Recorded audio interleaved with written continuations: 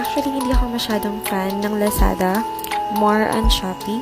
Pero nakita ko to nung 12.12. And I think yung original price na talaga is nasa 600 pesos. Pero I only got this for 169 and then meron akong free shipping na voucher. Dumating siya after 2 days.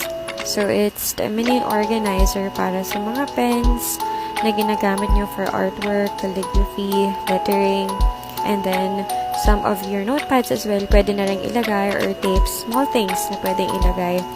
Madali siyang buuhin, to be honest. Like, it took me only 10 minutes to fix the whole thing. And all that I can say is sobrang worth it nung 169 pesos ko. It's a must-have. It's a good purchase for me.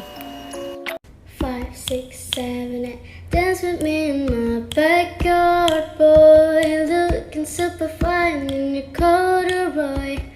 I think we could do it if we tried. If only to say you're mine.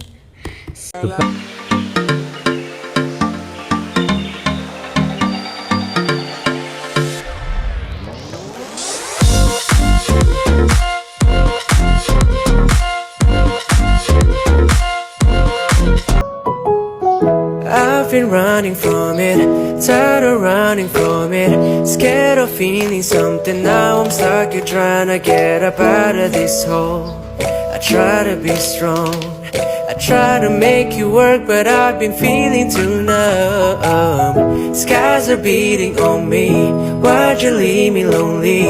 Feeling wide and stony, now I'm stuck and wondering where I ever went wrong. How could I be strong? I'm fighting for your love.